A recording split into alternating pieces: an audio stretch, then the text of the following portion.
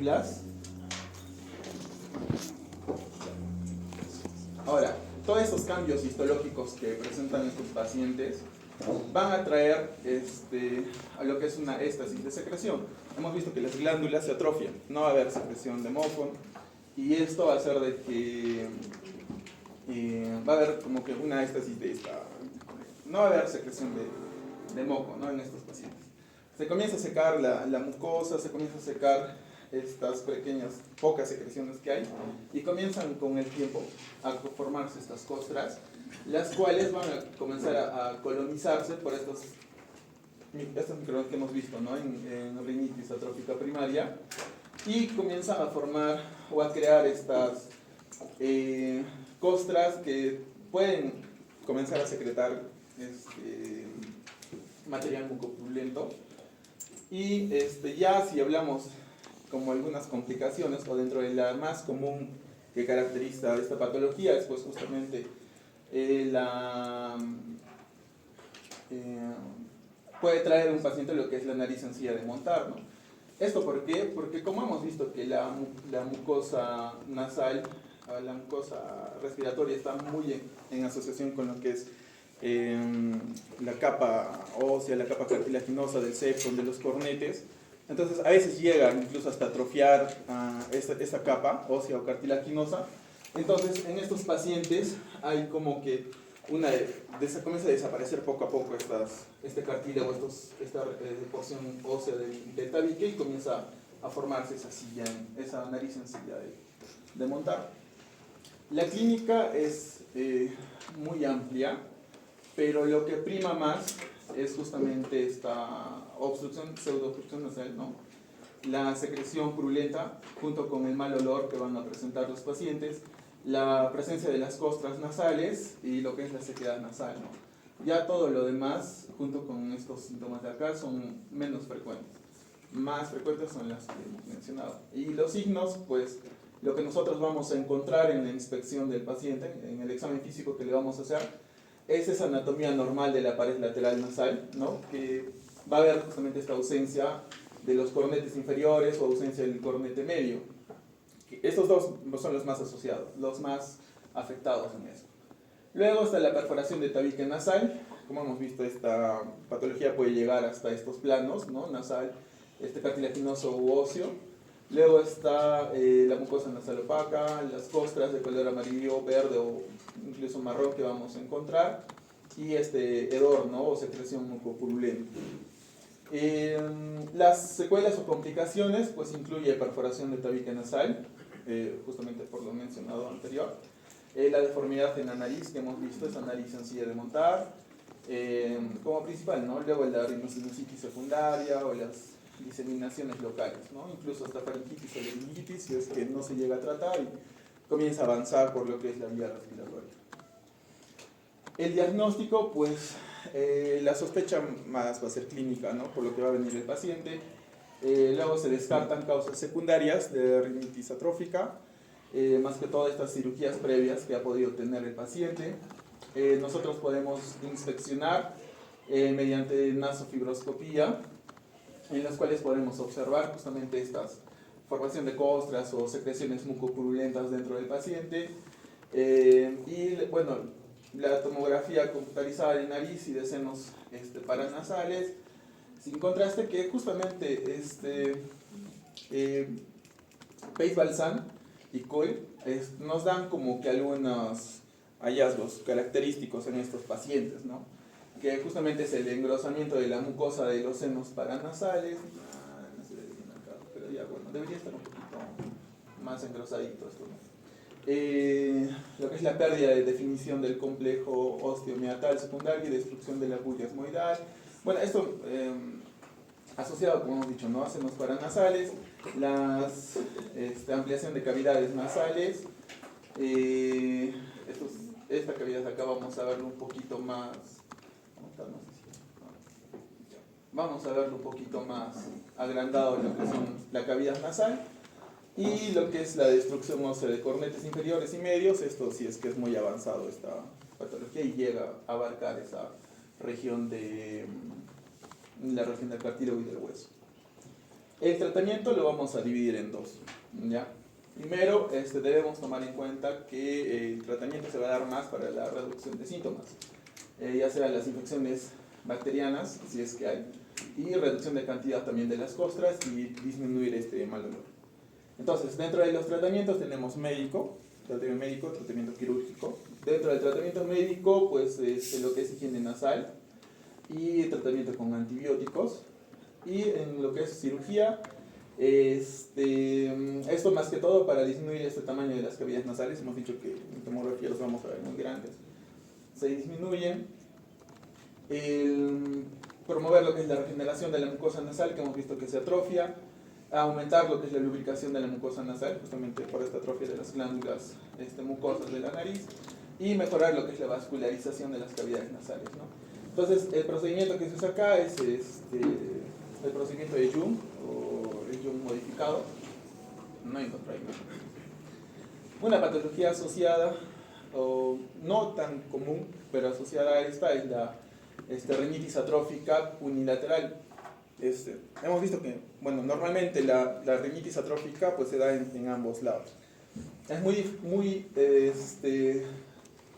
no es muy común encontrar pacientes con rinitis atrófica unilateral, pero solo para tomarlo en cuenta, ¿no? Y es una diapositiva. Esto se va a dar en pacientes pues, que van a presentar una desviación de tabique nasal de larga data.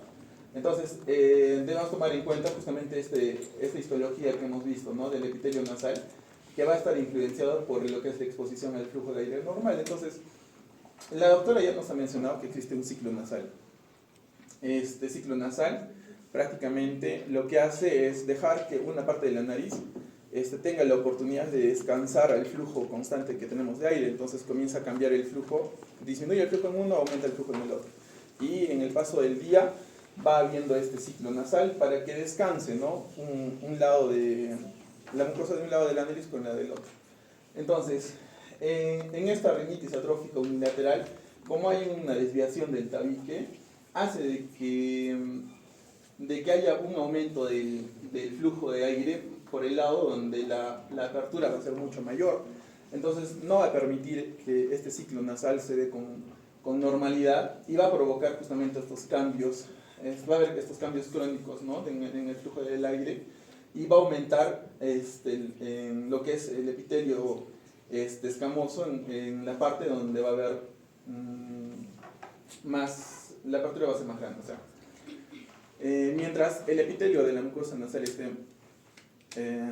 donde haya más, el flujo de aire sea mucho más en el otro lado y sea constante como en estos pacientes, este epitelio va a comenzar a cambiar, va a comenzar a secarse, va a comenzar a atrofiarse. Entonces, como son pacientes de larga data, la mucosa se seca y va a comenzar a producir justamente esta rinitis atrófica, pero solo en un lado de la nariz, en el lado donde la apertura va a ser mucho más grande. Eso sería todo.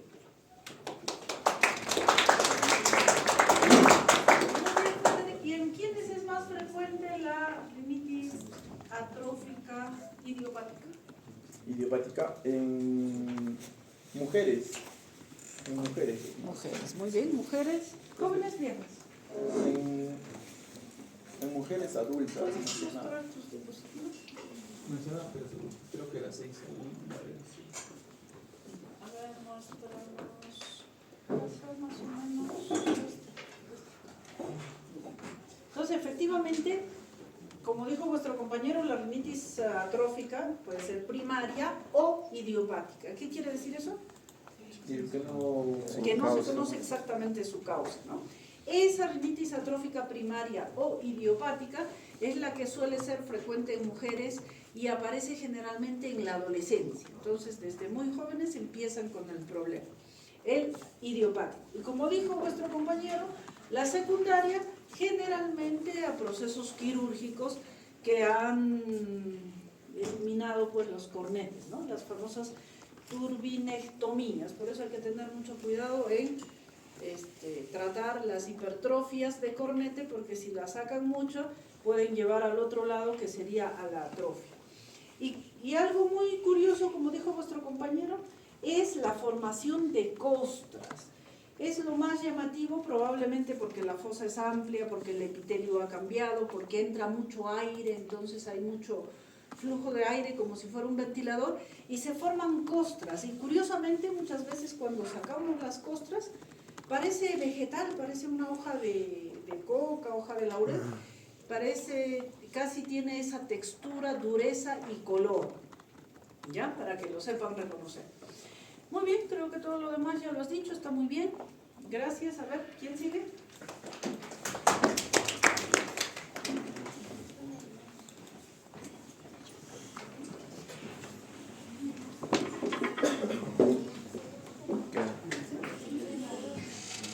Y acá en tratamiento hablaste de la higiene nasal y de los antibióticos, ¿verdad? Ya. En la tomografía, ¿qué es para encontrar?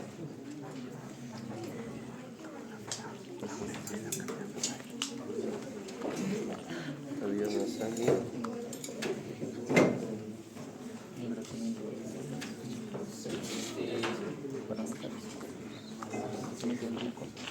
Ya, bueno, doctora y compañeros, bueno, continuando con las exposiciones, ahora les voy a hablar sobre lo que es la TBC, la tuberculosis nasal y lo que es la lepra nasal. Bueno, como menciono nada más, tanto la lepra nasal como la tuberculosis nasal son patologías muy poco frecuentes, pero de igual manera nosotros tenemos que saber cómo diagnosticarlas y cómo tratarlas, ¿no? Bueno, hablando un poquito sobre lo que es la embriología y la anatomía, en esta parte es muy importante saber lo que son los senos paranasales. Y como ya se mencionó anteriormente en la anterior exposición, bueno, en la anterior clase, tenemos nosotros, por ejemplo, lo que es el seno etmoidal, ¿no? Que generalmente aparece al nacer. También tenemos lo que es el seno maxilar, que generalmente también aparece al nacer, y si no es al nacer, al año o a los 2 años, como se menciona ahí en el cuadrito, ¿no? Después también tenemos lo que es el seno esfenoidal, que aparece generalmente a los 2 años, y lo que es el seno frontal, que aparece ya a los 4 o 5 años ya después, ¿no? Entonces, anatómicamente tenemos que recordar lo que es, por ejemplo, acá a este nivel tenemos lo que es el cornete inferior, o algunas literaturas también le llaman concha inferior, ¿no? Y por acá tenemos lo que es el cornete medio, o la concha media, ¿no? Entonces, entre lo que es el cornete inferior y lo que es la base en sí de lo que es de la nariz, está lo que es el meato inferior, ¿no? Y recordemos, como ya se mencionó, en el meato inferior, ¿quién está? Lo que es el conducto nasolacrimal, ¿no? Es decir, el drenaje del conducto nasolacrimal. Esto va a ser muy importante, ya que posteriormente voy a hablar sobre lo que son las sintomatologías y va a tener mucha relación también. Entonces, entre lo que es el cornete inferior y el cornete medio, está lo que es el meato medio, ¿no? Y en el meato medio está generalmente lo que es ubicado el seno maxilar, el seno frontal, que se ve acá, ¿no? Cómo drena el seno frontal en lo que es en el meato medio, y lo que es las células etmoidales anteriores, ¿ya? Y como hay unas células etmoidales anteriores, también hay unas células etmoidales posteriores, que estas drenan pues en el meato superior, ¿no? Que dicho de paso está ubicado entre lo que es el cornete medio y lo que es la lámina cribosa del hueso etmoides, ¿no? Y también ahí, como se puede apreciar, también drena lo que es el seno esfenoidal, ¿no? Entonces, eso es lo más importante que debemos de recordar en la parte anatómica de los senos paranasales y sus drenajes. Ahora, si hablamos un poquito también de lo que es de la vascularización, bueno, yo lo divido así, ¿no? Dividimos ahí la nariz, esto es una vista lateral de un corte sagital, ¿no es cierto? Entonces, acá tenemos la parte anterior y acá tenemos la parte posterior.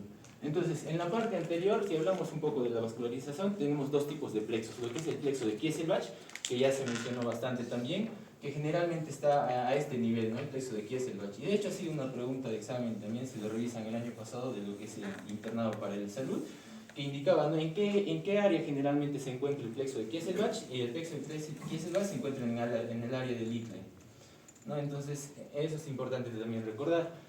Y en la parte posterior tenemos el otro plexo, que es el plexo de Woodruff, ¿no?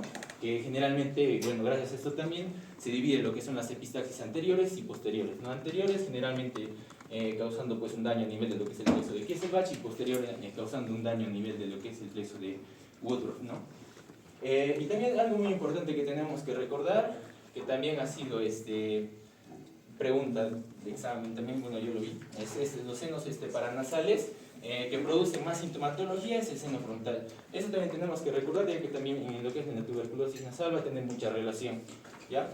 Y si hablamos, ¿no? Por ejemplo, como modo complementario que siempre vienen ahí en las preguntas, es que si digamos tenemos un paciente, ¿no? Que viene, un paciente adulto que viene a consulta y nosotros detectamos ahí cierta sintomatología, signos y síntomas que nos hace llevar al diagnóstico de sinusitis, pero es adulto, generalmente afecta lo que es el seno maxilar, ¿no?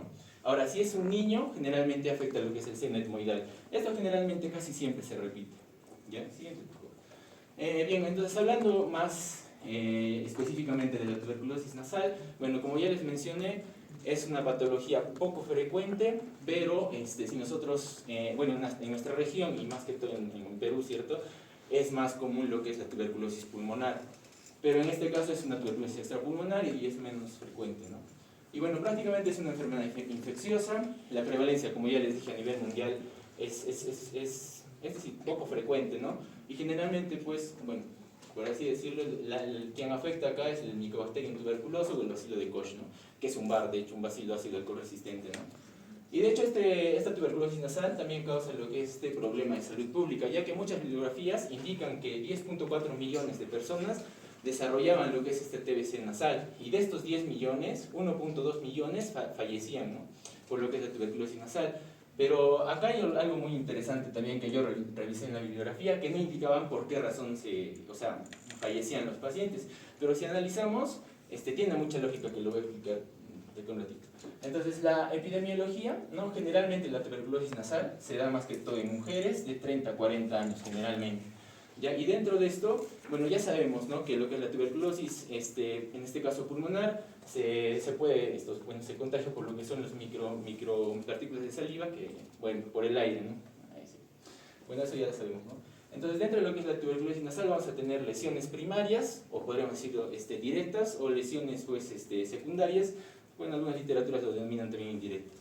Si nosotros nos enfocamos en lo que es la lesión primaria, vamos a ver que esta se va a desarrollar generalmente, ¿no? Por lo que es inhalación de partículas infectadas o por inoculación traumática digital.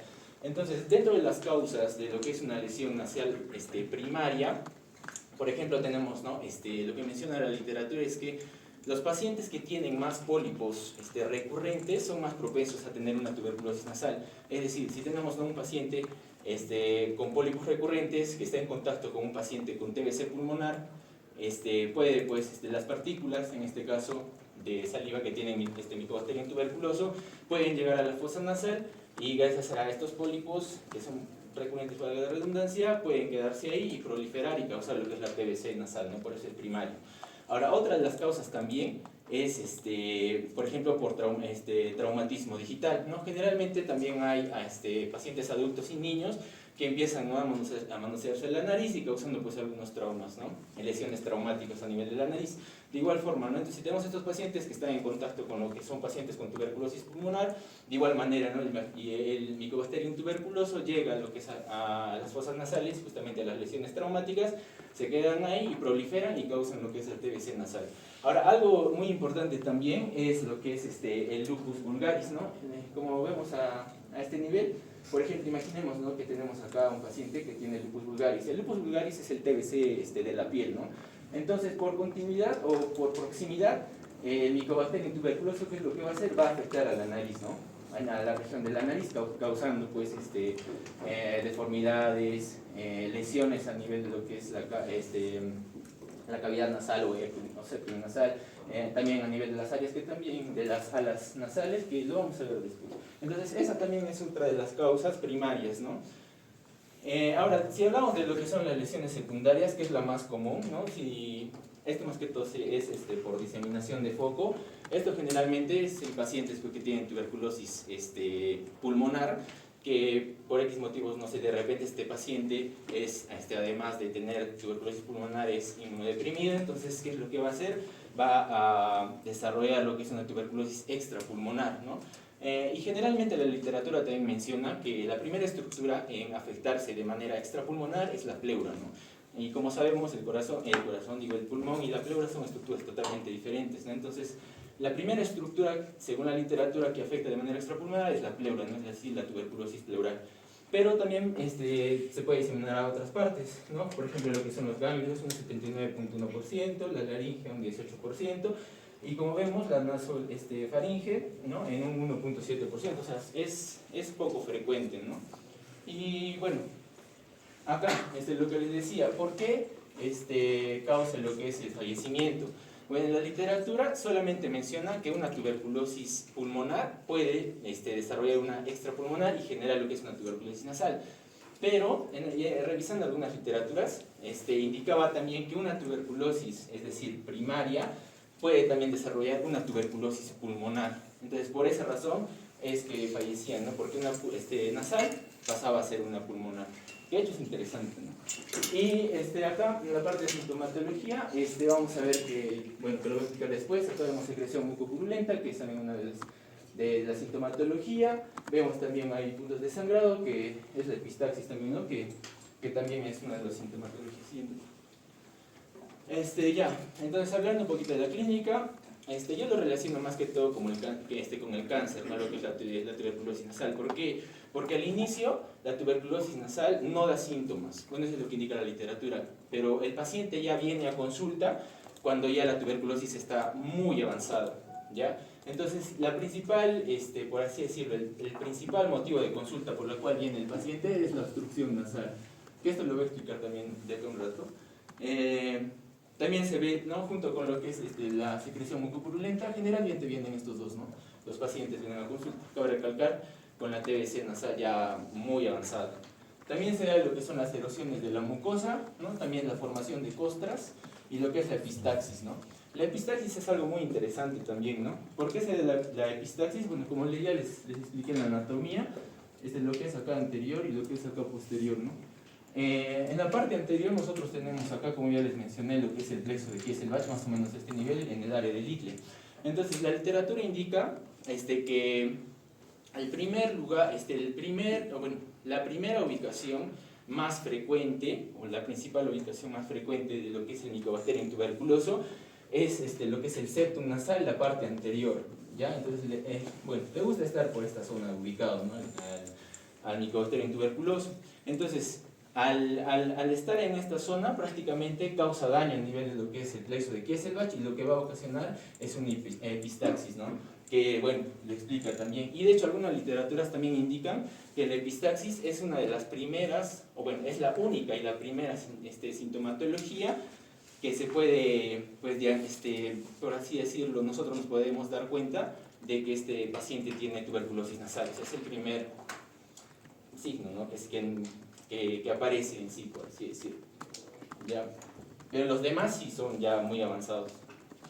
También podemos tener lo que es el dolor nasal, lo que es el lagrimeo. El lagrimeo es algo muy importante, ¿no? Ya que pues, el segundo lugar más frecuente donde se puede ubicar el Mycobacterium tuberculoso son en los cornetes o en las conchas. Y generalmente lo que indica la literatura es que prefiere lo que es la concha o el cornete inferior. Entonces recordemos, ¿cierto? Debajo del cornete inferior está en lo que es el meato inferior. ¿Y quién está en el meato inferior? Lo que es el conducto nasodecrimal. Y como los pacientes ya vienen con patología de lo que es la tuberculosis nasal ya muy avanzada, lo que va a ocasionar lo que es la tuberculosis es una tumoración. Y generalmente esta tumoración es unilateral. En el lepra nasal es bilateral. En las literaturas, bueno, lo mencionan, ¿no? Entonces sería una diferencia también. Y bueno, como causa una tumoración, directamente lo que va a hacer es prácticamente ocluir, ¿no? Esta zona, la parte de lo que es el meato inferior, causando pues lo que es la sintomatología de lo que es los pacientes que vengan pues lagrimeando un poco, ¿no? Ahora, el dolor ocular también se puede presentar. Y lo que es la cefalea, bueno, que acá se comió ahí. La cefalea también es uno de los signos muy importantes y también tiene relación, ¿no? ¿Por qué? Porque la tuberculosis nasal puede diseminarse a lo que es una tuberculosis hacia lo que son los senos esfenoidales, ¿no es cierto? Y generalmente la literatura indica que la tuberculosis nasal puede diseminarse con más frecuencia al seno lo que es frontal. Y como les mencioné en la parte anatómica, el seno paranasal que más presenta, o sea, que presenta más sintomatología es el seno frontal, ¿no? Entonces esa sería una explicación también por la cual se causa la cefalea, ¿no? Ahora, el dolor ocular y la cefalea, bueno, son un poco frecuentes, no más que todos son estos. Bueno, continuando, como ya les mencioné, como vienen los pacientes muy avanzados, generalmente ya hay la presencia de una tumoración bilateral. Ya, y como les dije, a nivel de lo que es principalmente del tabique nasal, ¿no? En la parte anterior. Entonces, si no se diagnostica bien y si el paciente bueno, pasa más tiempo, esta tumoración se puede volver una úlcera. Y esta úlcera puede pues, crecer muy rápido y puede ocasionar lo que es una perforación del tabique, ¿no? Y aparte de eso también, aparte de la perforación del tabique, podemos encontrar lo que es una deformación nasal, que de hecho también lo vimos en la anterior exposición. Siguiente, por favor, que es lo que es la nariz encía de montar, ¿no? Que de hecho generalmente esto, bueno, en esta parte se hace, ¿por qué? Ocasiona, ¿por qué? Por la destrucción parcial o completa de lo que es el tabique nasal o septum nasal, ¿no? Como quieren llamar. Entonces es evidente ahí. Claro que también algunas otras patologías podrían aparecer aquí, ¿no? Por ejemplo, lo que es la granulomatosis de Wegener o Wegener, como quieran llamarlo. También tenemos lo que es el lupus. En el lupus también hay lo que es esta nariz encía de montar. Y bueno, algunas literaturas también indican que puede afectar lo que es la parte ósea, ¿no? De la nariz, o sea, destrucción ósea. ¿Sí? Y bueno, como vemos acá, este es el caso que les mencioné, ¿no? Sobre lo que es una lesión nasal primaria. En este caso vemos una paciente femenina de más o menos entre 30 a 40 años, que es lo más frecuente, ¿no? Y de hecho ahí está. Y bueno, acá tenemos lo que es el lupus vulgaris, ¿no? A nivel de esta región. Entonces por proximidad y por continuidad, ¿qué es lo que va a hacer? Va a afectar la parte de la nariz. Incluso acá nosotros vemos en la paciente que afectó lo que es el área, lo que es el ala nasal derecho, ¿no? También afectó lo que es la parte del tabique. Entonces esa sería pues una lesión nasal primaria, ¿no? Por lo que es la lupus vulgaris o TBC de la piel, ¿no? Entonces acá vemos a la misma paciente, pero ya después del tratamiento antituberculoso, ¿no? Y como vemos, pues ya, bueno, vemos lo que es las consecuencias o los rezagos de lo que ha causado lo que es la tuberculosis, ¿no? Y bueno, acá después de esto, bueno, interconsulta con cirugía plástica, ¿no? Para ver si se puede hacer lo que es una reconstrucción del tabique o de la zona dañada. A nivel del diagnóstico, vamos a ver que el cultivo y la tinción de secreciones nasales, bueno, esto la literatura indica que es muy poco común, ya que pues da muchas cantidades de falsos negativos. Y lo que es importante acá, y es el gol estándar, es lo que es la biopsia, ¿ya? La biopsia. De hecho, en la tuberculosis nasal y en la lepra nasal, el gol estándar es la biopsia. Que bueno, en este caso, en la tuberculosis se hace con tinción Ziel-Nielsen, ¿no?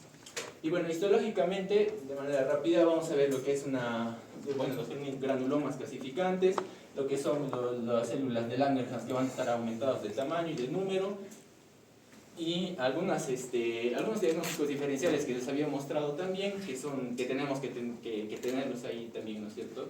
Es lo que les mencioné, el granuloma de Wegener, lo que es la lepra, que les voy a explicar después. La leishmaniasis también puede causar, por ejemplo, lo que es nariz encía de montar, lo que es sarcoidosis, rinoesclerosis, la rinitis seca, entre otras, ¿no?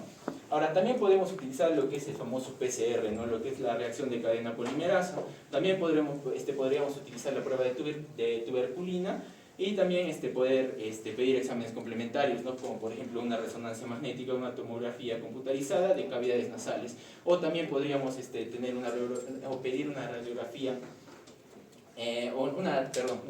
resonancia magnética o tomografía computarizada, específicamente de senos paranasales, para ver si ha habido alguna diseminación de esta tuberculosis, o bueno, del Helicobacterium tuberculoso, hacia lo que son los senos paranasales, ¿no? Y obviamente la endoscopia es muy importante, ¿no es cierto? Al momento en que el paciente viene, nosotros tenemos que revisar lo que son las fosas nasales, y podemos encontrarnos, ¿no? con muchas alteraciones. Por ejemplo, hay algunas tumoraciones, por ejemplo, podemos encontrar también, bueno, acá no se ve, pero podemos encontrar ahí puntos de sangrado, ¿no es cierto? O también la secreción, que acá también no se ve, pero podemos encontrar lo que es una secreción mucopurulenta. Incluso podríamos encontrar lo que es a este nivel el famoso tumor, ¿no? Que ocasiona lo que es esta tuberculosis, que generalmente la literatura indica que es de color violáceo, ¿no? Yo la verdad no lo he visto, pero indica eso de literatura. Entonces acá tenemos lo que es una resonancia magnética, donde pues a este nivel vemos, ¿no? Lo que es la tumoración que les había mencionado, y que es la primer causa de consulta en los pacientes, ya que causa lo que es la obstrucción nasal, ¿no? Y posteriormente pues que el paciente no pueda respirar bien. Entonces generalmente vienen por eso.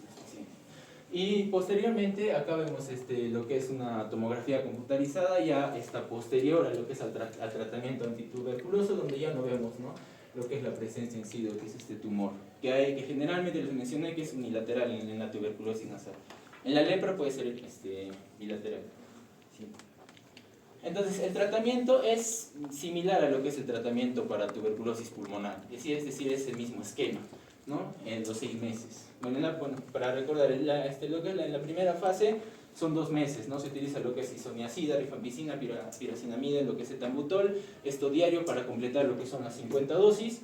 Y en la segunda fase, los posteriores 4 meses, se utiliza ya isoniazida y rifampicina, ¿no? 3 veces a la semana para completar 54 dosis, ¿no? Y como este esquema es el que más se usa, porque les había mencionado que en la tuberculosis nasal generalmente es en pacientes femeninos de 30 a 40 años, ¿no? Pero también podría darse en niños, pero generalmente es en ese rango de edad. Si hablamos ahora de lo que es de la lepra, tanto la lepra, como les había dicho, la lepra y lo que es la tuberculosis nasal son muy poco frecuentes. Y bueno, la lepra nasal prácticamente es una enfermedad infecciosa crónica, de cierta contagiosidad, de larga evolución también, y generalmente encontramos lesiones, ¿no? Por ejemplo, lo que son los famosos lepromas o neoplasias, ¿no? Esto ya sea pues en la piel o en lo que son los nervios periféricos, que esto es una de las diferencias también que encontramos en contra de lo que es la tuberculosis, ¿no? En la tuberculosis nasal no afecta lo que son los nervios periféricos, pero en la lepra sí. Entonces, el Mycobacterium leprae es prácticamente un bacilo alcohol ácido resistente, gram positivo, intracelular obligado, ¿no? Y como les había dicho, generalmente podría afectar también, afecta lo que es el sistema nervioso periférico, específicamente las células de Schwann, ¿no? Y son bacilos curvados también. Y dentro de la epidemiología, lo que indica la literatura es que, ¿no? Por ejemplo, en el año 2020, 127.558 pacientes presentaron lo que es el lepra nasal. Y de todos estos, lo más curioso era que 8.629 tenían menos de 15 años, ¿no? Entonces es algo interesante.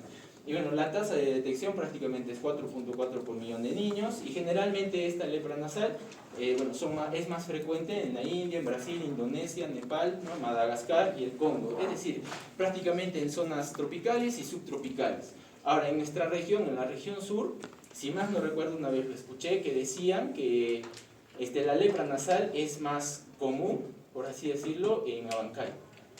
¿Ya? Entonces, ¿cómo se ocasiona lo que es la lepra nasal? Bueno, la lepra nasal generalmente es por picadura o por depósitos de heces en proximidades, ¿no? Generalmente de la nariz o excoriaciones de la piel.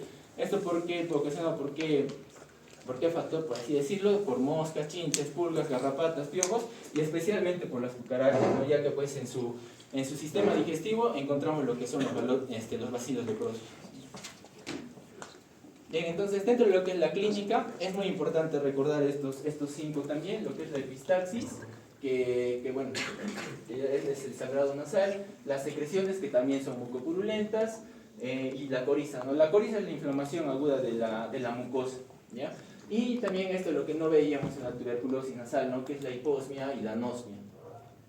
Como ya se mencionó también el día de ayer en la exposición, el diagnóstico es más que todo 80% anamnesis y 20% lo que son todos los exámenes complementarios, ¿no? Eso es importante también. Ya, entonces dentro de lo que es la clínica tenemos lo que es se va a posicionar lo que es la rinitis, y de la rinitis en esta patología de la lepra nasal tiene 3 estadios, ¿no?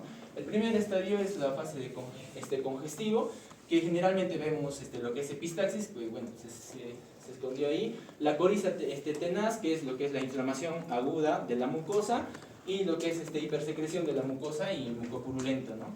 Entonces, ¿cómo vamos a encontrar la mucosa? Generalmente va a estar descolorida, atrófica, seca, mucosa seca, y presencia de costras. En lo que es en el segundo estadio, que es de estado o destructivo, vamos a ver lo que son las infiltraciones o los nódulos, ¿no? Los nódulos son pues, los nepromas que generalmente aparecen en la lepra nasal. Y estos van a ser pues, lisos, duros y bien localizados, ¿no? Generalmente en la parte anterior del tabique, ¿no? En el tabique nasal, región anterior. Y en la mucosa pues lo vemos ¿no? De color amarillo y pálido. Bueno, en esta imagen se ve lo que es de color cafecito, ¿no? Y en la última etapa es la cicatrizal, que acá vamos a encontrar lo que es una fibrosis, una retracción nasal. La mucosa ya va a estar más atrófica, y aquí en la cicatrizal es donde vemos, ¿no?, lo que les mencioné, lo que es la nariz en silla de montar, o catalejo también le dicen algunas videografías, que de hecho ya les mencioné, ¿no?, que es por destrucción parcial o completa de lo que es el tabique nasal. ¿Sí? Entonces acá tenemos algunas imágenes también, ¿no? Por ejemplo, acá en la primera vemos una miasis en un paciente con lepra lepromatosa, ¿no?, acá. En la segunda vemos una lesión del velo del paladar. Algunas literaturas también indican que la lepra nasal puede diseminarse hacia la parte inferior de lo que es el paladar, ¿no?, y ocasionar ese tipo de lesión. En acá vemos lo que es una radiografía de Waters, donde vemos, ¿no?, la ausencia, o podríamos decir la destrucción del cartílago nasal, y esa es una de las consecuencias, pues, ¿no?, o bueno, una de las razones para ocasionar lo que es una nariz en silla de montar o catalejo, ¿no?, que de hecho acá se ve, acá también y acá también, ¿no? Siguiente.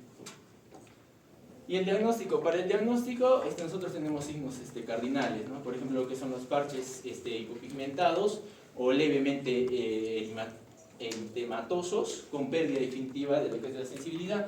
De hecho, la sensibilidad es algo importante en lo que es la lepra nasal, ya que pues, en la tuberculosis no se da, como ya les dije, ¿no? Y los nervios periféricos en esta parte están más engrosados, y como ya les había mencionado, lo que es el gold estándar es la biopsia de piel, que en esta parte ya no se hace con tinción, ¿no?, sino que se hace con tiñas de fitefaraco, ¿ya? Y acá en la histología vamos a encontrar lo que son, de igual manera, ¿no es cierto?, los granulomas tuberculoides con células epiteloides, lo que son las células de Langerhans igual aumentados de tamaño y de número, y lo que son los granulomas también con afectación neural, en este caso, ¿no?, afectación del sistema nervioso periférico. Para el tratamiento, la Organización Mundial de la Salud, ¿no?, recomienda lo que es la terapia multidroga, ya que se debe hacer de manera precoz, y generalmente se hace, pues, o se debe de dar hasta su remisión completa. Y se da, pues, ¿no?, lo que es la rifampicina, 600 miligramos por día, clofazimida, 300 miligramos una vez al mes, dapsona, 100 miligramos por día, ¿no? Ahora podemos buscar lo que es una alternativa que menciona también en algunas literaturas, que es la diaminodifenilsulfona de 25 a 100 miligramos diarios. Ahora, si nosotros estamos empezando a tratar al paciente con lepra nasal y durante el tratamiento se desarrolla lo que es el famoso eritema nodoso, nosotros añadimos lo que es prednisona y talidomida, ¿no?, para controlar este eritema nodoso. Y como les mencioné, es muy importante lo que es la cirugía reconstructiva también, pero hay algo muy importante tener en cuenta, ¿no? Generalmente no se recomienda la cirugía reconstructiva hasta que la enfermedad pues sea inactiva, ¿no? Y al menos esto durante un año de tratamiento médico. Siguiente. Y acá para terminar tenemos un estudio que se hizo, ¿no?, donde pues acá en la imagen 1 y 2 tenemos pacientes que han sido tratados con monoterapia, y vemos, ¿no?, todavía los rezagos ahí de lo que es la lepra nasal, y no se ve muy estético, ¿no? Pero en la imagen 3 y 4 vemos pacientes tratados con multiterapia, y bueno, casi no se percibe, ¿no?, lo que son las lesiones que ha dejado lo que es la lepra nasal. Entonces, por eso la Organización Mundial de la Salud recomienda lo que es la multiterapia. Y eso sería todo. Muy bien, ¿alguna pregunta a vuestro compañero?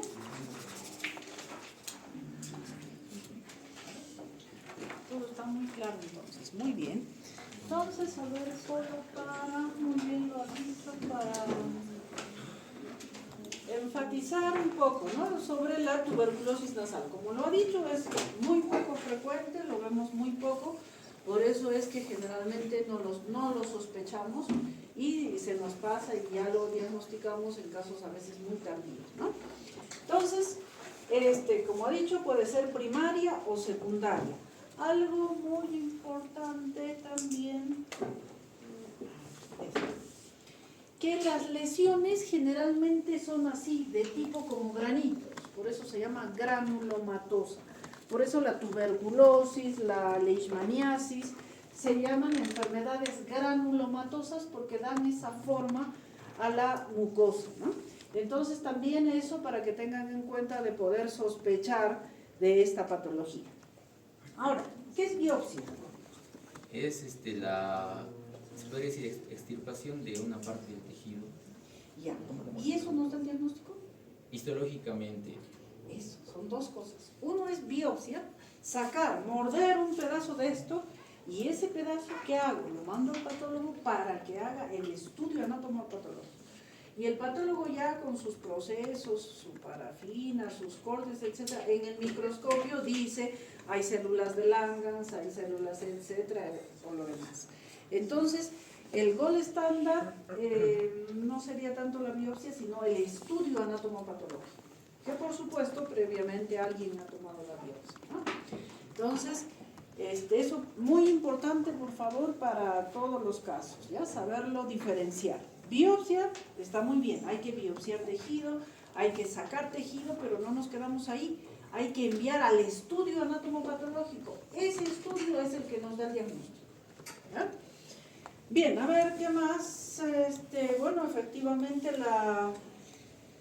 también, como lo ha dicho vuestro compañero, adelantando a las futuras patologías que vamos a ver, la nasal es, digamos, la intermedia en frecuencia de la parte otorrinolaringológica. La más frecuente a nivel otorrinolaringológico es la leishmaniasis a nivel de la laringe, que igual que esta puede ser primaria, puede ser secundaria. Generalmente es secundaria. Y también la vamos a sospechar cuando veamos a nivel de la hipofaringe o de la laringe u orofaringe también este tejido granulomatoso, ¿ya? Entonces, si vemos ese tejido granulomatoso en la faringe, en la hipofaringe o laringe, también sospechar de tuberculosis laringe, que es la más frecuente. Y a nivel del oído es muy poco frecuente. ¿Y cómo lo vamos a sospechar? Cuando hay una supuración persistente que con los medicamentos comunes que solemos dar no cede, ¿no? Y además siempre sospechar de algún grado de inmunodeficiencia, que eso predispone a que estos gérmenes poco comunes localicen invadan zonas poco comunes, ¿ya? Muy bien, a ver, entonces, ¿alguna pregunta más? ¿Algo? ¿Por qué los niños se afectan más con más frecuencia el seno maxilar? Es muy en lugar del modal, es muy grave en lugar del frontal. Eso ya lo hemos explicado, lo he explicado yo en una de las clases pasadas. Y lo ha explicado ahorita, ¿quién fue? Tú, ¿no? ¿Podrías repetirlo, por favor? es que... Muéstralo, que ya se puede. Ahí está. Ya, muéstralo. Ya, a ver. Bueno, los senos que generalmente aparecen al momento de nacer son el seno etmoidal y el seno maxilar, ¿no? Y al nacer, y bueno, si vemos, los demás senos ya aparecen posteriormente, ¿no? Y por esa razón, pues generalmente una sinusitis es afectado generalmente por el etmoidal, ya que ya está presente. Los demás generalmente aparecen ya después. Esa es la razón.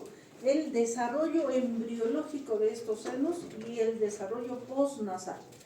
Como lo hemos dicho la vez pasada y ahora vuestro compañero, que nacemos con el seno etmoidal y maxilar, y los otros solamente esbozos. Incluso el seno maxilar puede no desarrollarse nunca, ¿ya?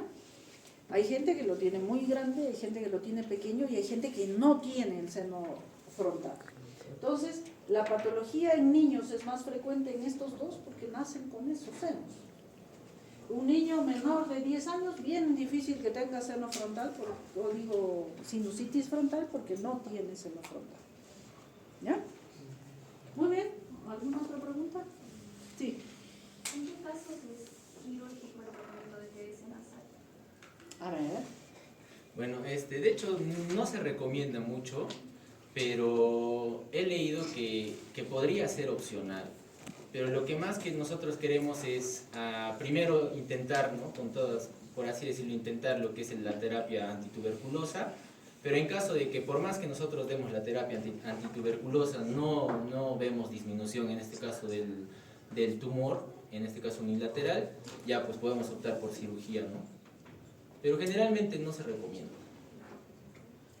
Algo muy importante, tanto en lo que me han mencionado, la tuberculosis, la lepra y veremos también en la leishmaniasis, es que el tratamiento, o mejor dicho, ese tejido granulomatoso que acabamos de ver, esa destrucción que ha mostrado vuestro compañero, después del tratamiento médico, o sea, de haber matado los bacilos, queda gran fibrosis, ¿ya? Entonces, eso también causa gran deformidad y a nivel laringio causa mucha estenosis laringea, porque como eso es tubular, pues cicatriza estenosando la laringe. Entonces, este tejido fibrótico es, bueno, tracciona y deforma mucho los tejidos, ¿no? Entonces, en esa etapa cicatrizal, post-tratamiento, si es que hubiera deformidad, tal vez se podría intentar una cirugía reconstructiva, ¿no? Pero, por cierto, en laringe, orofaringe, deja grandes deformidades o gran estenosis. En el caso activo, en ningún caso hacer cirugía, salvo el momento quirúrgico, o en esa etapa que vuestro compañero dice que se ve como un tumor, más diría yo que el cornete mismo, como es una zona muy amplia de mucosa, todo está con este tejido y pareciera un tumor, ¿no? Entonces podríamos pensar que es un tumor y entrar quirúrgicamente, pero ese tejido se envía a estudio anatomopatológico y ahí nos darán el diagnóstico, ¿no? Muy bien, entonces el siguiente, por favor.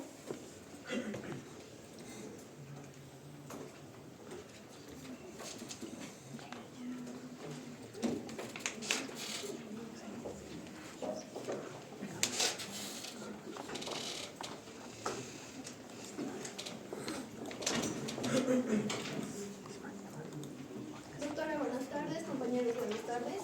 Continuando con las exposiciones, voy a hablarles acerca de la leishmaniasis mucocutánea. Tenemos que hacernos un recuento anatómico para ver prácticamente en qué partes va a afectar más la leishmaniasis mucocutánea. Bueno, como sabemos, la nariz, ¿no?, está conformada por huesos y por cartílago, tanto el cartílago cuadrangular como los alares. Y esta patología va a carcomer prácticamente lo que son estos cartílagos, ¿no? También va a afectar al paladar blando y, como mencionó la doctora hace un momento, va a afectar a la faringe, así como a las amígdalas. Sí. Bueno, vamos a definir lo que es la leishmaniasis. Esta va a ser una zoonosis y va a estar ocasionada por un protozoo que va a ser del género Leishmania, ¿no? Como ya hemos visto en otros cursos, por ejemplo en odontología, sabemos, ¿no?, de que se divide en tres la clínica: en la cutánea, la mucocutánea y la visceral. Pero el día de hoy nos vamos a enfocar más a lo que es la mucocutánea, ¿no? Entonces se define como una destrucción que va a llegar a mutilar, ¿no?, de una manera tardía a los cartílagos y a la mucosa del paladar blando y el tabique nasal. Pero ¿por qué se dice que es tardía? Esto es porque originalmente tiene que haber una lesión cutánea para que después, a largo plazo, ya sea meses o años, se presente, ¿no?, lo que es la leishmaniasis mucocutánea. También debemos mencionar de que esta enfermedad es endémica de la selva y sobre todo el vector va a salir, ¿no?, a picar a las personas o a los animales en horas vespertinas.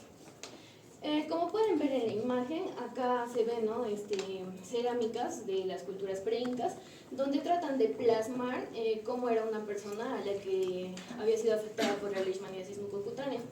Esto da a entender de que la enfermedad, ¿no?, es muy antigua y ha afectado, ¿no?, a los pobladores preincas y hasta incas. Siguiente. Bueno, en la etiología vamos a tener, ¿no?, de que el vector va a ser el mosquito Lutzomia. Es el que va a picar prácticamente es la hembra y ella va a inocular, ¿no?, al protozoo dentro de nuestro organismo. En Perú se han identificado 5 especies. Tenemos a la brasiliensis, a guyanensis, amazonensis, la peruviana y la lainsoni. Las 3 primeras van a ser las que más dan, ¿no?, la leishmaniasis mucocutánea, pero hay cierta predilección por la Leishmania brasiliensis. Entonces, epidemiológicamente también se dice, ¿no?, de que la mucocutánea o espundia va a tener un 20% en presentación acá en Perú, y en la forma cutánea o UTA, como le llaman algunos pobladores, es el 80%, ¿no? El protozoo se va a presentar de dos maneras y así va a ser su ciclo, ¿no? Van a presentarse como un amastigote, que estos van a ser los pequeños y ovalados, y estos van a estar dentro de los macrófagos, mientras que los promastigotes van a ser mucho más largos y más grandes, y va a ser la forma, ¿no?, por la que es inoculada. Y bueno, que va a tener la presencia de un flagelo. Tenemos que hablar un poco, ¿no?, acerca del ciclo de vida del protozoo para poder entender más o menos cómo es que llega a nuestro cuerpo y en qué etapa. Bueno, entonces tenemos, ¿no?, como les mencioné, que la leishmaniasis va a estar transmitida por la mosca, ¿no? En realidad es un mosquito que se llama el Lutzomia. Este va a picar, ¿no?, al huésped, y acá va a inyectar a los promastigotes metacíclicos. Una vez que esté en nuestro cuerpo, los macrófagos van a ir y van a fagocitarlo, ¿no? Entonces, en el macrófago va a ser donde los promastigotes se van a transformar a los amastigotes. Y estos amastigotes se dividen, ¿no?, ya dentro de nosotros. Entonces, cuando el huésped ya está infectado, viene nuevamente la mosca y vuelve a picar, ¿no? Ahí es donde va a ingerir ya también a los macrófagos, y estos macrófagos van a contener a lo que son los amastigotes. Luego, en el intestino de la mosca, ahí va a ser donde se van a transformar, ¿no?, a los promastigotes. Y bueno, así se va a repetir el ciclo. Siguiente.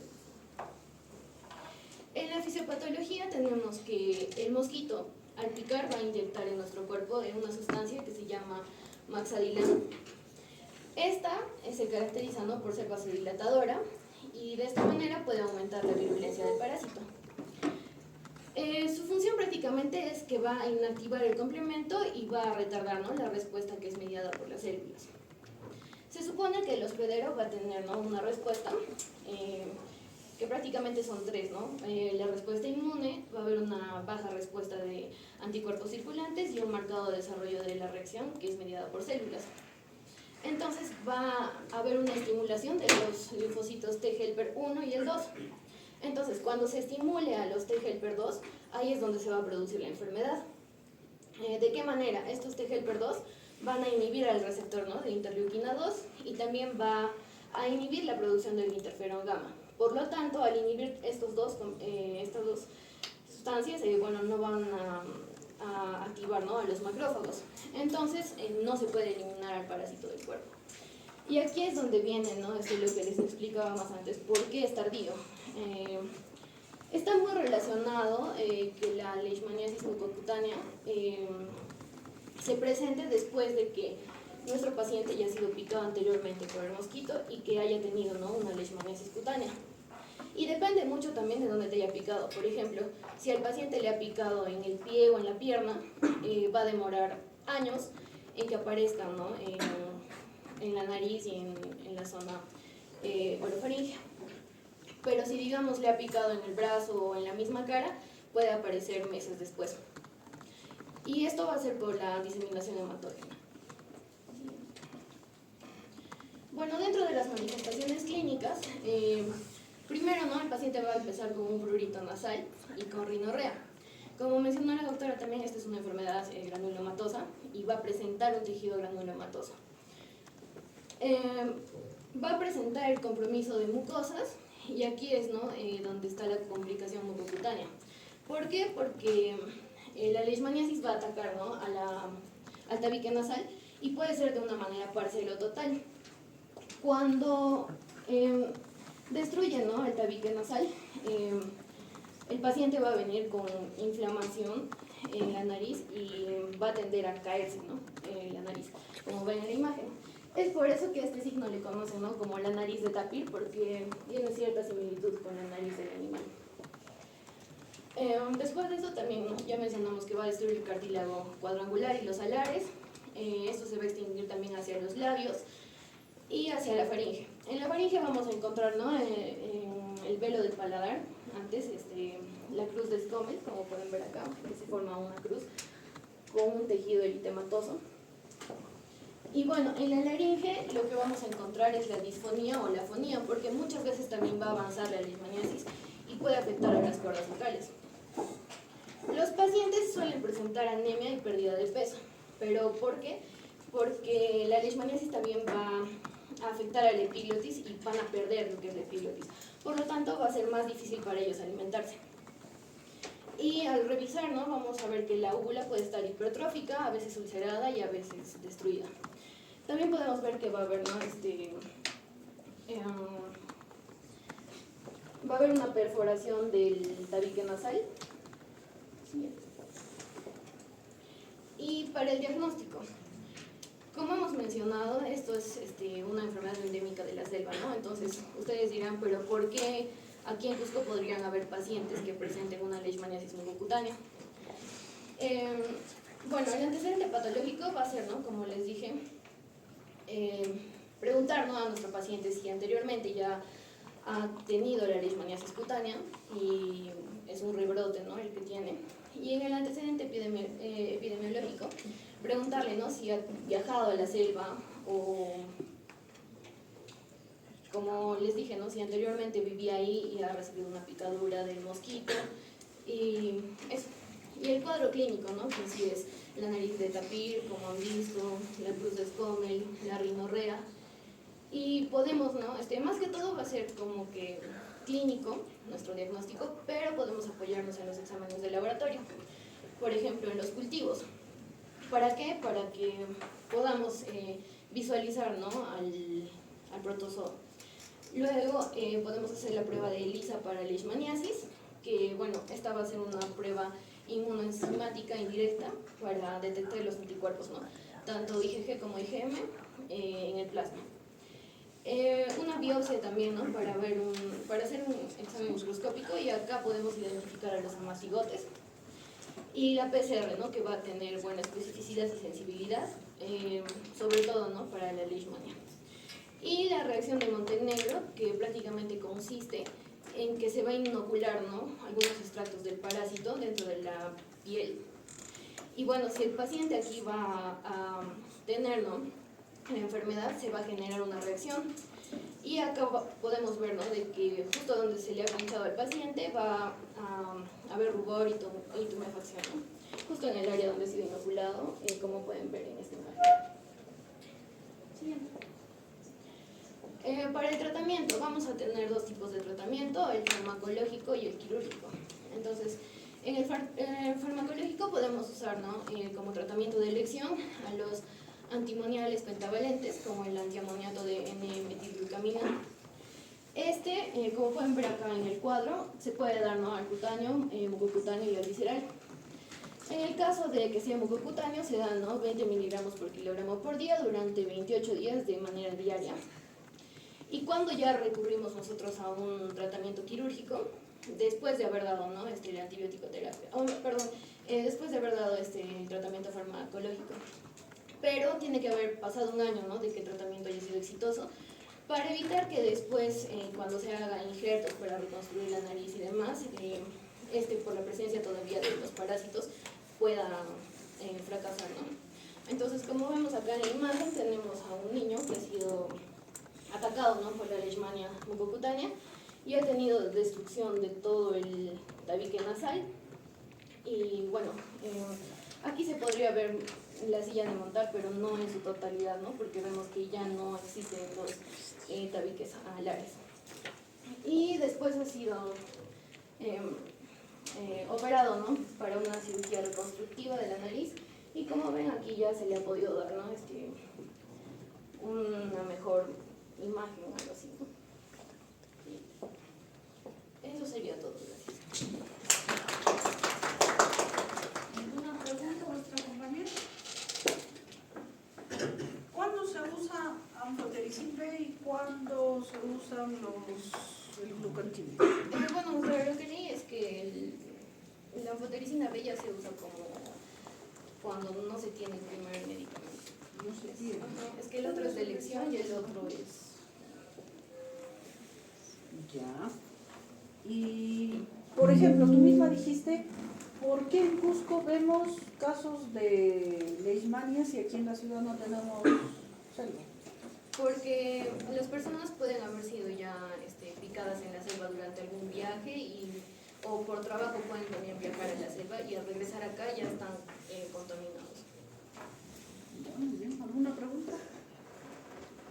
¿Y el diagnóstico se hace por qué dijiste? Bueno, el diagnóstico es clínico, ¿no? Pero también se puede apoyar en las pruebas de laboratorio. Claro, la sospecha es clínica, más bien la demostración tiene que ser por qué. Exacto. Puede ser por la biopsia y también por cultivos. Ya, pero recuerda que no es la biopsia. Biopsia es tener el tejido en la mano y eso no te da el diagnóstico. El que te da es que ese tejido lo mandas a estudio de anatomopatología. ¿Ya? Muy bien. Entonces, a ver, algo pasa, por favor. Quiero enfatizar un poquito. Bueno, está por la picadura de los mosquitos, ya saben. Y en el cuadro clínico, muy importante siempre, cuando sospechen, vean ese tejido granulomatoso, siempre pensar en la leishmaniasis. Y algo que deben preguntar al paciente es eso, si es que ha ido a la selva. Por favor,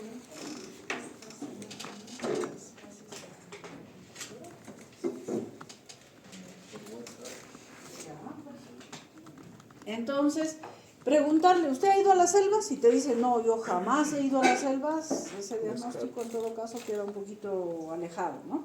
Pero si dice, fui alguna vez, ahí repreguntar. ¿Qué repreguntaríamos? ¿Hace cuánto? Ya, otra cosa más importante que eso. Sí, le pegaba. Ya, y algo más que eso, porque a cada rato nos pueden picar. Ya, pero el paciente puede... Ha habido alguna Eso, que si le ha picado algún mosquito y ha tenido una herida que no ha curado fácilmente y que ha dejado cicatriz. Porque generalmente cuando vamos nos pican mosquitos, pero pues molesta un tiempo y después huella no queda. Pero la leishmaniasis deja una úlcera y deja una cicatriz muy típica, ¿no es cierto? Entonces siempre preguntar eso y ver, a ver dónde fue la cicatriz, muéstramela y la van a reconocer fácilmente porque es un tejido medio, una cicatriz muy adelgazada, muy típica cuando ustedes la ven. Entonces, sospechar de la leishmaniasis en esos casos, ¿bien? Otra cosa muy importante, cuando, bueno, vuestra compañera también ya lo dijo, tiene mucha relación de dónde ha sido la inoculación inicial para la manifestación cutánea. Se ha dicho o se describe que incluso hasta en 20 años puede dar la lesión mucocutánea.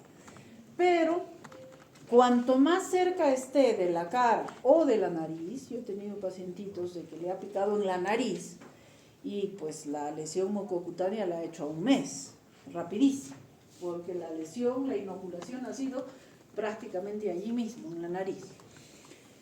Y a ver, la forma de sospecharla y otra cosa muy importante, sobre todo que tiene que ver incluso con la reconstrucción. Se podría hacer con las condiciones que vuestra compañera ha mencionado, pero a diferencia de la lepra, de la tuberculosis, de que ustedes dan tratamiento y existe una erradicación total del microbio, entonces en la leishmaniasis no ocurre así. Mejora, el paciente está asintomático, hace su tejido fibroso, todo eso, pero puede reactivarse nuevamente algunos años. Y en algunos pacientes se reactiva varias veces y el paciente incluso ya sabe. Y una de las primeras manifestaciones clínicas es prurito en la nariz, prurito nasal. Y el paciente que ya tuvo dice, me está picando la nariz y quiero saber si se me está reactivando el proceso. Bien, entonces una de las primeras manifestaciones mucosas, sobre todo a nivel nasal, es el prurito nasal. Luego empieza a aparecer el tejido granulomatoso, que generalmente a nivel del septum y se va extendiendo tanto para atrás como para los lados. Entonces cuando llega a nivel del velo del paladar, cuando ustedes ven la unión del velo del paladar con la parte blanda y la ósea y el rafe medio, esa zona se pone congestiva, a eso se le llama la famosa cruz de Cozumel. Entonces vemos el velo del paladar enrojecido y el rafe medio también. claro, estas manifestaciones ya son mucho más severas, ¿no? Lo que estoy hablando es la inicial. Y este tejido, después lo van a ver, esto es, miren, velo del paladar, así edematoso, congestivo, y se va extendiendo por toda la pared lateral de la faringe, afecta la úvula, el velo del paladar, las amígdalas y va descendiendo hacia la hipofaringe, amputa la laringe, pasa a cuerdas vocales y por eso es que el paciente, el de leishmania tiene una voz muy típica y efectivamente se complica muy fácilmente con procesos respiratorios porque no tiene epiglotis que le proteja de broncoaspiraciones. Entonces va formándose así y deformándose de esta forma. A ver qué más tenemos. ¿Lograste poner las imágenes? Entonces miren, este también es un caso súper avanzado. Miren cómo está el velo del paladar, súper granulomatoso. ¿Sigue? Miren, incluso se extiende a los labios, a todas las encías, el labio. Si ven aquí, ya no existe amígdalas, todo es ese tejido granulomatoso. La úvula también es una masa inmensa de tejido granulomatoso. Bueno, son varias repeticiones. Y que se puede incluso sobreinfectar, ¿no? Entonces recuerden ese tipo de tejido que si lo ven en nariz, boca, faringe, siempre sospechar de enfermedades granulomatosas, que son varias que acabamos de ver. Y ahí ayuda mucho la toma de biopsia y estudio anatomopatológico, porque se ha dado casos, por ejemplo, en una tuberculosis que han confundido con un tumor, ya pues sacan el tumor y lo botan a la basura, ¿no? Y nos quedamos sin diagnóstico. Entonces, es importantísimo el estudio anatomopatológico. A ver, ¿qué más? Algo que recalcar, sobre todo en la población nuestra de Cusco. Si has revisado estadísticamente, Cusco es una de las regiones que informa y que trata pues un número muy importante de la leishmaniasis a nivel nacional. ¿Por qué? Porque nos vienen de Puerto Maldonado, nos vienen de Quillabamba, nos vienen de toda esa zona aquí a la región Cusco y se centraliza en la ciudad de Cusco. Entonces, por eso también es importante que ustedes sepan reconocer, porque Cusco es una de las principales regiones que tiene o que trata leishmaniasis. A ver, ¿y por qué? A ver, ¿en quiénes pasa esto? Generalmente en los campesinos, obreros, que de repente en época de secas, en época que no hay cosecha, que no hay mucho trabajo en el campo, entonces van pues a la selva a hacer su trabajito, ¿no? Cosechar café, los lavaderos de oro, por ejemplo. Los lavaderos de oro es un sitio muy, bueno, muy, ¿qué diría? Bueno para adquirir estas enfermedades y malo para el paciente, ¿no? Pero los pacientes van porque teóricamente van a conseguirse su dinero para sustento de la familia. Y si van de aquí a la selva, no tienen casa en la selva, duermen por ahí en el campo, en barracas, están susceptibles de ser picados por los mosquitos y además de eso en los lavaderos, por ejemplo, los tienen hacinados. En un cuarto hay, no sé, decenas de personas y también son muy susceptibles de contagiarse de las tuberculosis. Y no es raro que este tipo de personas venga con la coexistencia de ambas enfermedades. Tiene tuberculosis y tiene leishmaniasis. Entonces, igualmente, siempre sospechar de ambas patologías y descartar ambas patologías. ¿Ya? Muy bien, ¿alguna duda, pregunta más?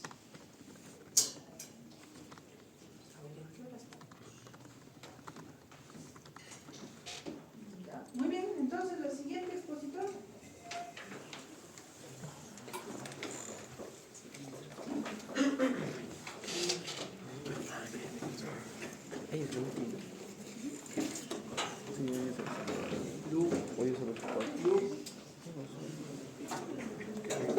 ¿Cuántos temas?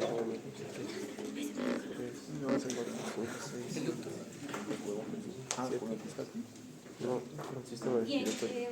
doctora, 7, 8. doctora, compañeros todos, me toca tocar lo que es la rinitis alérgica, para lo cual me gustaría preguntar quién de ustedes sufre de alguna alergia y a qué sufre una alergia. A ver, levante la mano quién tiene alergia a algo, por lo menos, ¿no? ¿A qué, Antonio? A todo. ¿Algo en específico? El polen, el frío.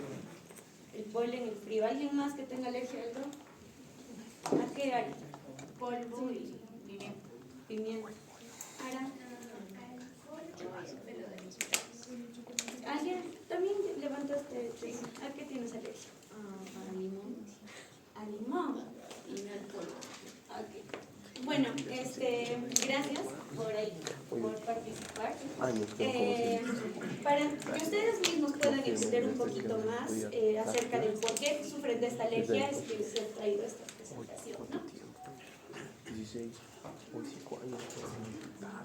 Ya. Hoy 5 años. Primero, como definición, tenemos que definir la primera parte. Dice rinitis alérgica. Entonces, ¿qué cosa es una rinitis?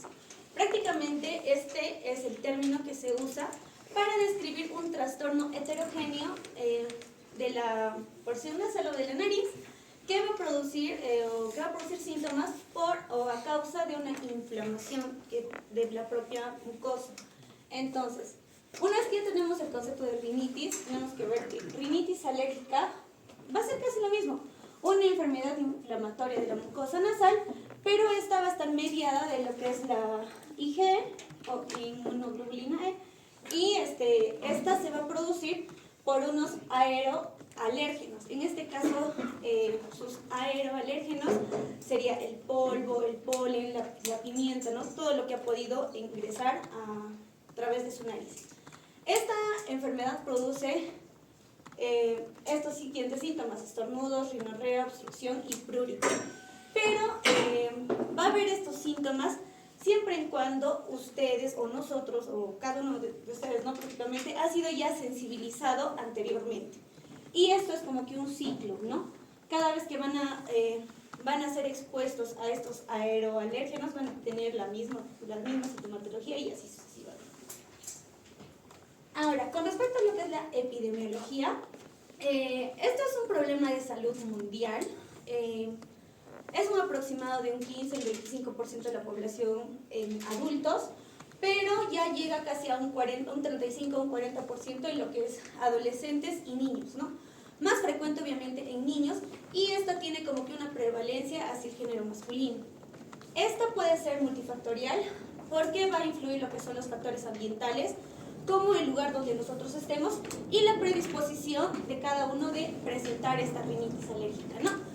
Y algo interesante que encontré es de que esta rinitis alérgica es específico mayormente de lo que son zonas urbanas. Pero ustedes dirán, ¿por qué en zonas urbanas? Pues resulta que, por ejemplo, la contaminación que hay en las ciudades hace que nuestra mucosa nasal sea un poco más permeable a estos alérgenos que tenemos. Entonces se podría decir que la contaminación y la rinitis alérgica pueden estar correlacionadas, ¿no? Y por el mismo hecho de que esta está en una zona urbana de gran movimiento económico, va a tener un impacto social y económico, porque uno cuando está con esos sintomatología no va a trabajar bien, no va a ir a la escuela, ni se va a sentir cómodo y no va a progresar, entonces no va a poder generar dinero, entonces mal o bien afecta indirectamente a la economía. Acá tengo lo que es un cuadrito donde vemos de que según las zonas geográficas, nosotros en Latinoamérica somos uno de somos los países que sufrimos más de lo que son esas alergias.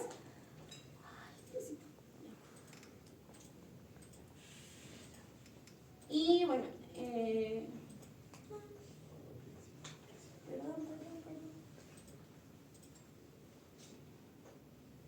ya.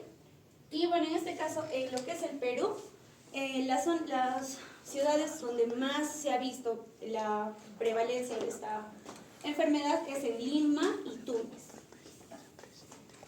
Ahora, ¿cómo es la fisiopatología de la rinitis alérgica? Prácticamente tenemos nosotros, como les mencioné, vamos a tener una sensibilización. ¿Cómo ocurre esto? Imaginamos de que viene un gramito de polen de una florcita, ¿no? Nosotros en la mucosa prácticamente tenemos células dendríticas, que en este caso van a ser células CD4, pero de tipo TH2. Entonces estas células dendríticas van a captar el polen y van a presentar a lo que son los linfocitos, van a presentar a lo que son los linfocitos T. Estos se van a estimular, como podemos ver acá, y van a producir las citoquinas, que va a ser prácticamente las citoquinas 2, 4 y 3. Estas citoquinas van a ir prácticamente a los linfocitos B, a sus receptores, y van a hacer que estas produzcan lo que son las inmunoglobulinas E. Y estas inmunoglobulinas E van a ir a la membrana prácticamente de los mastocitos. ¿Y qué contienen los mastocitos? Histamina. Entonces, a la primera reacción que hemos tenido, o a la primera exposición que hemos tenido, por así decirlo, ya nuestros mastocitos ya tienen inmunoglobulinas E. Entonces, a una segunda exposición que vamos a tener nosotros, van a hacer de que estos mastocitos se estimulen y sufran lo que es una degranulación para liberar lo que es la histamina. ¿Y qué es lo que produce la histamina dentro de nuestro cuerpo? Va a producir prácticamente vasodilatación. Esta vasodilatación va a ser aún mayor en zonas donde hay más mastocitos. ¿Y donde hay más mastocitos? Donde hay más frecuencia, más probabilidades de que haya una infección. ¿Y dónde es? En nariz, en ojos, incluso parte de la mucosa, ¿no? Entonces, por eso es de que nosotros, cuando sufrimos de rinitis alérgica, tenemos los ojos un poquito hinchados, la nariz empieza a secretar moquito y etcétera, ¿no? Ahora, el cuadro clínico. Esta es una mnemotecnia, creo que bastante chévere, porque es una palabra que siempre lo hemos dicho, el pero, ¿no? Tienes que hacer algo, pero esto, pero aquello. Entonces, por eso, pero, la P de prurito nasal, la E de estornudos, la R de rinorrea nasal y la O de lo que es obstrucción nasal, o la sensación de obstrucción nasal. Ahora, quiero que alguien de acá me diga tal vez, ¿cómo hace un niñito cuando sufre está teniendo una rinitis alérgica? ¿Cuál es la acción que hace? ¿Cómo lo ven ustedes? Ahí está. Dari dijo, hace este movimiento, ¿no? A este movimiento se le conoce como saludo alérgico. Ahí está, ahí lo ven. Todo el rato están que se limpian el moquito, se limpian el moquito. Esto es un signo, una característica de los pequeños que sufren esta rinitis. Este saludo alérgico es parte de lo que es la cara alérgica. Esta cara alérgica, aparte de que vamos a ver este signo, también vamos a ver lo que es este surco nasal de manera horizontal, como pueden ver acá. Porque tanto y tanto y tanto que se frotan la naricita, producen este surco por la fricción, ¿no? Y luego tenemos lo que es los pliegues de Denny Morgan, que son esos de acá, donde es claro diferenciarlos, ¿no? Porque cuando alguien está en ese proceso de que estornuda, está con rinorrea, los vemos así todos chinitos, porque tenemos estos pliegues, ¿no? Ahora, hay una clasificación antigua, donde normalmente he visto que ya casi no la están considerando, que era rinitis alérgica laboral, permanente y episódica o algo así. Pero ahora la actualización de la clasificación, según la rinitis alérgica en relación al asma o algo así, es ARIA, lo clasifica, o hace una clasificación más global, según la duración y la gravedad. Según la duración vamos a tener a los que son intermitentes, que prácticamente son cuando estos signos y síntomas del pero van a estar presentes en menos de 4 días a la semana o menos de 4 semanas. Ahora, el persistente, como ahí está, es cuando los síntomas van a estar más de 4 días a la semana y durante más de 4 semanas. Ahora, según la gravedad, incluso vi que le habían sabido dividir en moderado y grave, ¿ya? Pero yo lo encontré así. Entonces, según la gravedad tenemos lo que es una rinitis alérgica leve, donde el paciente no tiene muchos síntomas, o son síntomas tan leves que casi no lo siente. Por ejemplo, digamos, alguien mencionó de que tiene alergia a la pimienta, ¿ya? Entonces, le cae la pimienta, estornuda un rato, pero ¿qué pasa después? Sigue con su vida normal, su vida cotidiana. Entonces, no hay alteración prácticamente de la actividad diaria, del deporte, del tiempo libre. Normal va a poder dormir, ir a la escuela, trabajar, no va a haber síntomas demasiados molestos que puedan incapacitarlos. Por otro lado, el grado de moderado a grave, sí va a haber estas alteraciones, tanto del sueño, de la actividad diaria, deportes, tiempo libre, etc. Luego, también acá hay un apartado donde tenemos lo que es la rinitis alérgica episódica. Esta se va, digamos, cuando alguien que tenga alergia al polen va al campo, a Kenco o algún otro sitio donde haya varias flores, o el mismo polen del aire, va a presentar esta rinitis. Pero esto no significa de que pueda afectar de una manera muy fuerte, ¿no? Entonces, esta va a ser episódica, como su propio nombre lo dice. Ahora, con respecto a lo que es el diagnóstico se basa en estos tres pilares. El primer pilar es lo que es la anamnesis. Vamos a tener lo que son los antecedentes de que el paciente pudo tener asma o diferentes otras alergias, tal vez sus familiares, su mamá, su papá. Por lo general, siempre hay como que una predisposición, ¿no? Luego tenemos a lo que son los síntomas, ahí les puse el pero. Tenemos que también saber la frecuencia en la cual estos pacientes presentan estos síntomas. Tal vez si son, digamos, niños pequeños, vamos a ver tal vez de que las mamás nos van a decir, cada vez, no sé, que agarra el gato, empieza a estornudar. O cada vez que, no sé,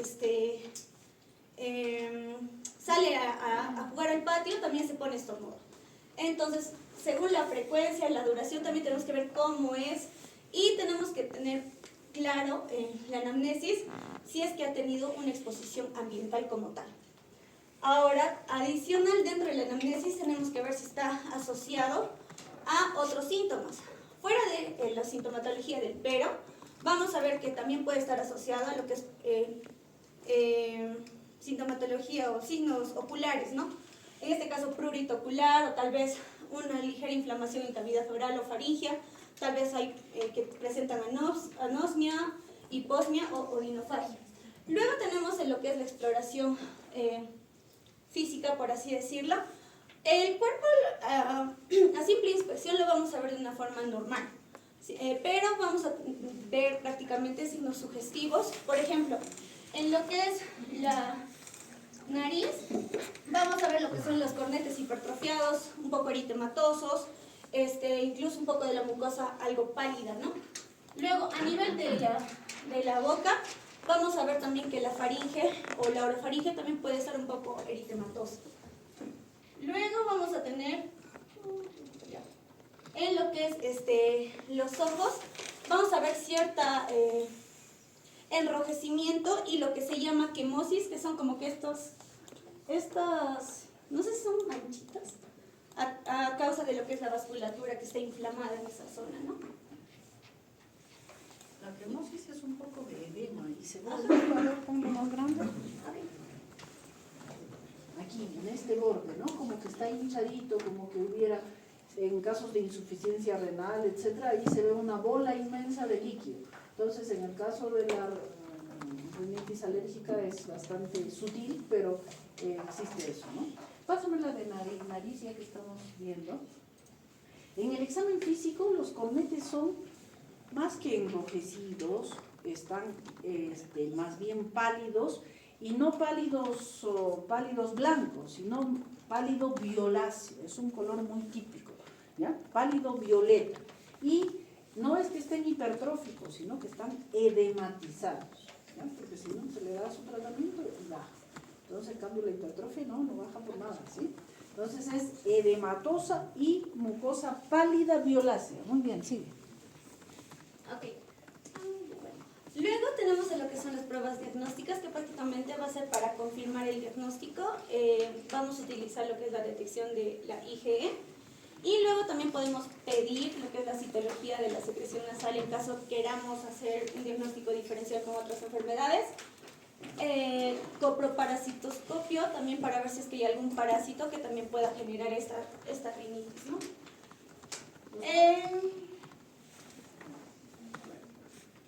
Luego tenemos a lo que son los diagnósticos diferenciales. Vamos a tener a lo que es la rinitis ocupacional, que prácticamente se da por ciertos alérgenos que nosotros vamos a encontrar en el campo laboral.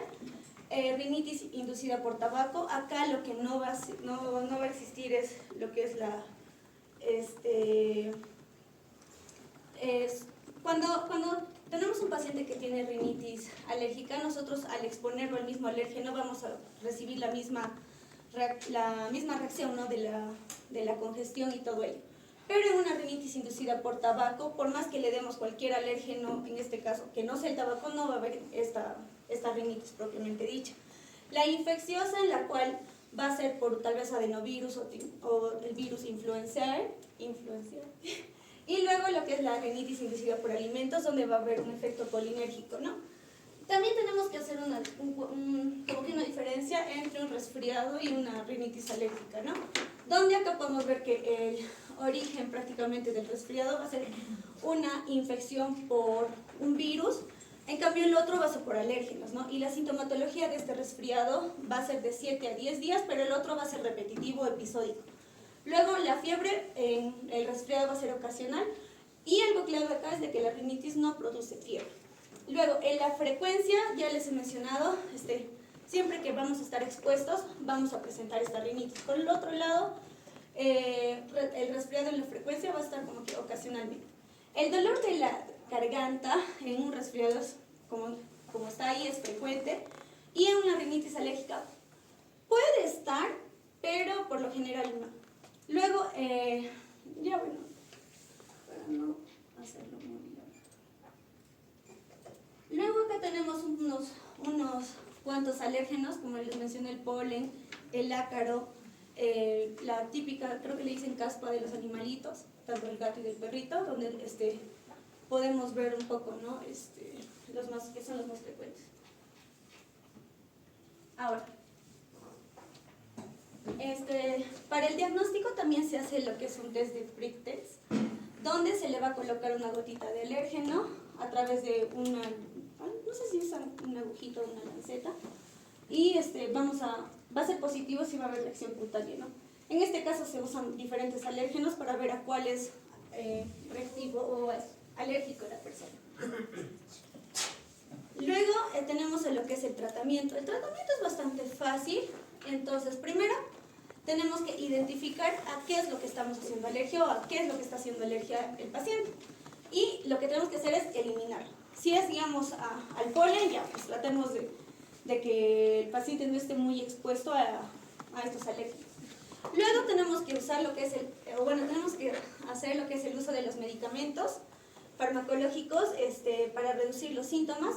Esto va a ser de forma escalonada, que ya lo voy a explicar después. Y bueno, luego está la inmunoterapia, que va a ser en pacientes que no van a hacer o no van a responder a los medicamentos anteriores, ¿no? Que normalmente son sintomatológicos. Y lo importante en todo este tratamiento es la educación y control ambiental. ¿Qué quiere decir? Si es que, digamos, el paciente tiene alergia, al polen, es pedirle, ¿no? Que no esté en contacto con dicho alérgeno. Si, digamos, tiene alergia a los animalitos, por lo menos tratar de que no esté mucho tiempo o evitar los animalitos en casa. Ahora, con respecto a lo que es el tratamiento farmacológico, el principal tratamiento que se usa son los corticoides nasales. Va a ser el tratamiento en primera línea y se debe usar en ciclos. O sea, no se debe usar de manera constante porque va a perder la efectividad y no es lo que queremos, ¿no? Y luego tenemos a lo que son los antihistamínicos, que se va a usar cuando ya no hay como que una respuesta con lo que son los corticoides nasales. Pero va a tener unos efectos adversos, como es la sedación y la somnolencia, ¿no? En este caso, como podemos ver acá, los antihistamínicos de primera generación va a atravesar lo que es la barrera hematoencefálica, por lo cual va a hacer que las personas o los pacientes presenten un poco más de sueño y somnolencia. Y esto no les vamos a recetar, por ejemplo, a los que son conductores o a los que trabajan de noche, o sea, es contraproducente para ellos. Para ellos sí se les reconoce o se les recomienda lo que es los antihistamínicos de segunda generación, como está la famosa cetiricina, la loratadina, la evastatina, también escuché que es usada. Ahora, con respecto a los...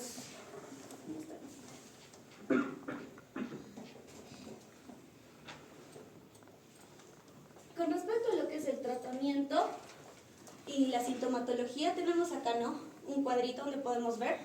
En caso de lo que es los corticoides nasales, nos ayudan bastante en lo que es la rinorrea, los estornudos, el prurito y la obstrucción. Y también algunos síntomas oculares. Por otro lado, los antihistamínicos, si lo aplicamos de manera oral, también va a tener una mayor efectividad, pero si se dan cuenta no es tanto como los corticoides nasales. A veces algunos lo que hacen es usar corticoides nasales y también antihistamínicos.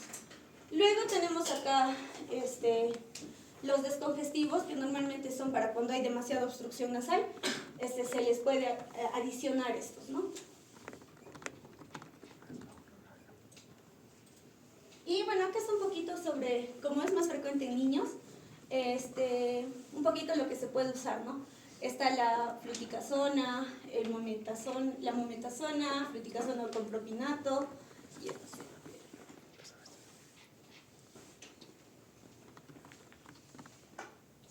Luego acá tenemos como que un flujograma donde podemos ver, ¿no?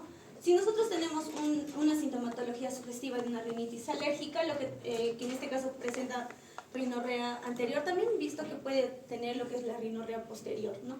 Estornudos, obstrucción nasal, tenemos que prácticamente derivarlo al paciente para que se haga como que su examen, como les mencioné el de PRIX, el que se inocula alérgenos, es.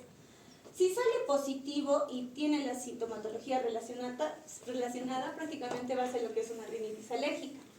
Y a esto se le puede realizar otro tipo de pruebas complementarias para ver a qué es la rinitis prácticamente. Si sale negativo y tenemos indicios sólidos de que hay alergia, vamos a pedir lo que es inmunoglobulina E sérica. Y bueno, en este caso si es positivo y también, como les mencioné, tiene sintomatología, también diagnosticamos lo que es la rinitis alérgica. En caso en esta inmunoglobulina E sérica sale negativo, no podríamos descartar de una rinitis alérgica. Por otro lado, para lo que es el tratamiento, vemos, ¿no? Si son síntomas episódicos, como les mencioné, podemos usar antihistamínicos orales, nasales, solo antihistamínicos. Si ya son síntomas intermitentes, o sea, que están en un grado de leve o moderado, podemos usar ambos, tanto antihistamínicos orales y nasales. Y si son ya síntomas persistentes, como estamos viendo de un grado moderado a severo, vamos a usar lo que son los corticoides, ¿no? Y eso es todo. Gracias.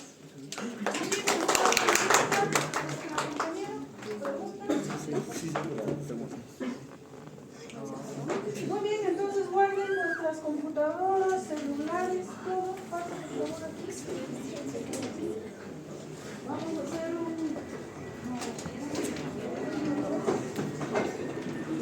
Por favor, veo examen bien.